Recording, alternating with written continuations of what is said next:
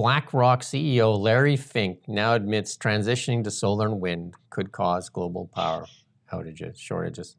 Sure didn't say that before. Let's listen to the Finkster. The world is going to be short power. And to power these data companies, you cannot have just this intermittent power like wind and solar. You need dispatchable power because you can't turn off and on these data centers. The world is... You don't say, eh? Right?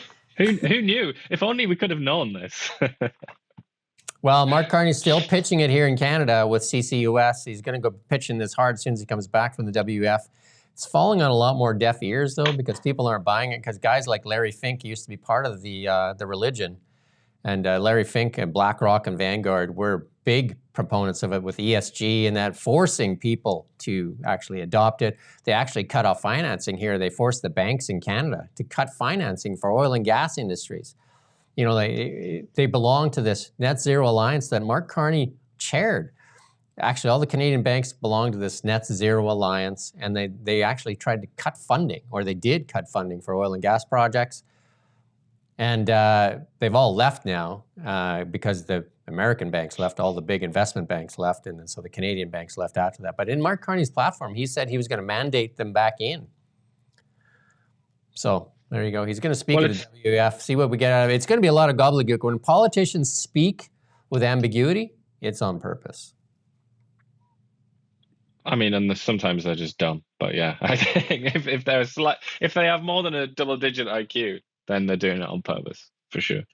But I would say with Fink and all the rest of these boys who've changed their tune on power, it's because it started to affect them, hasn't it? Their own business operations, their own portfolios. And a lot of it is to do with, well, the Russia-Ukraine thing, where they got to see that energy actually matters. And if there was a disturbance to the fossil fuel market, you know, renewables weren't going to pick up the slack. It was just people were going to suffer.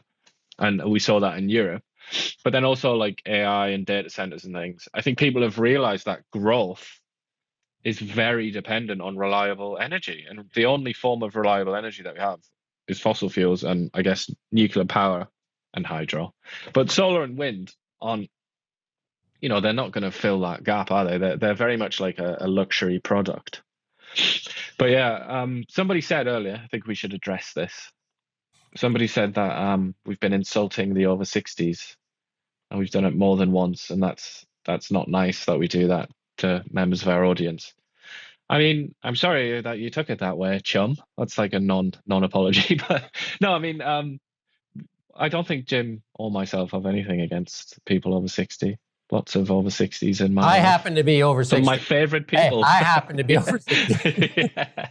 We're talking about this on a macro scale. We're talking about not everybody. We're talking not very everybody. generally about demographics and voting blocks and things. We're not on about 52%.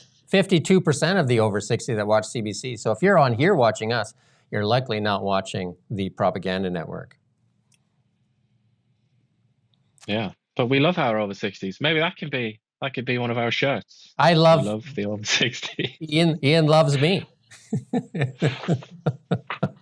Can't deny it. It's a syllogism. Bill Maher is letting you know what CBC and the rest of the mainstream media in the United States got wrong. He's always funny. So let's just play a little bit of Bill Maher here and the stuff that the media got wrong. I get it that we didn't know exactly what was happening at the beginning of COVID and some mistakes were inevitable. But 4 years on, I'm tired of hearing, well, we didn't know. No, we didn't. But some people guessed better than others. And the people who got it wrong don't seem to want to acknowledge that now.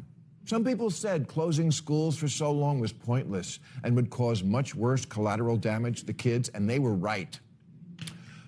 Thank you. Don't be afraid. 4 years ago, the Daily Beast ran a story with the headline, Bill Maher pushes Steve Bannon Wuhan lab conspiracy theory, which was typical of the mainstream media at the time.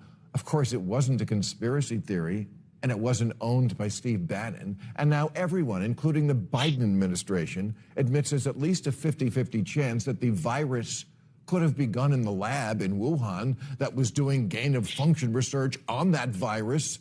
Duh.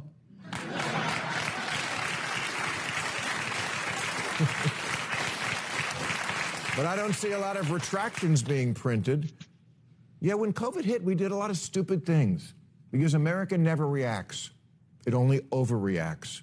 Ubers look like those Orthodox Jews who wrap themselves in saran wrap in case their plane flies over a grave. We washed the mail.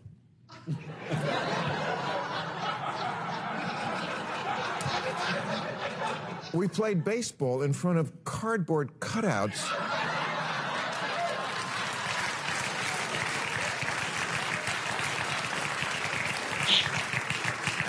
And ate in parking lots? Or with inflatable dolls? They closed the ocean. We banged pots and pans to show our love for nurses and our hatred for people trying to get a baby to sleep.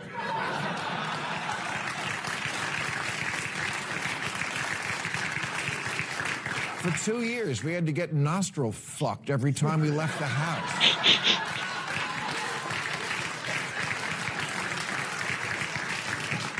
Serious people talked about having sex through glory holes, and if you don't know what a glory hole is, I wouldn't look into it. That's good. That's good there. We'll end That's a good glory one-liner, hole. isn't it? I've never heard that one-liner before. If you don't know what a glory hole is, don't look into it. That's good. But he was very much a kind of an enforcer of the establishment, wasn't he? For a lot of the craziness of 2020. Yeah. And thank you. Somebody says that I don't look over 60. I thank you. And I do. I lost 60 pounds probably about 7 years ago now, kept it off, stopped drinking sugary drinks, and that includes Tim Hortons iced coffees, all that stuff, and Coca-Cola, Pepsi. And I cut back on wheat and sugar, and I eat mostly whole foods now, and it's been amazing. I work out every day. And that's what you have to do. You have to take your health in your own hand because you surely don't want to rely on the healthcare system here in Canada because it's not good. So take care of yourself and eat better and exercise. Those are the two things. I went to a longevity seminar in California. I'll save you the money and the trip. I went there. And here's the thing. And this is what they said. This is the biggest pieces of wisdom I'll share with you right here. And you won't have to spend the money to listen to it. 90% of your longevity relates to three things: what you eat, what you exercise, and how well you sleep. That's it. Those three things. You control those three things first, because there's all these people in the audience, like that were severely overweight. And they said, what's the hack? And he's like, well, you got to take care of those three things first. That's 90% of it. And then you can worry about these other little things, right? But you got to do those three things first. There's, you know what I mean? Like everybody wants a shortcut. There's no shortcut. Just take care of yourself, right? Eat. Sunlight is important as well, isn't it? Yeah. Eat well, exercise, and sleep well.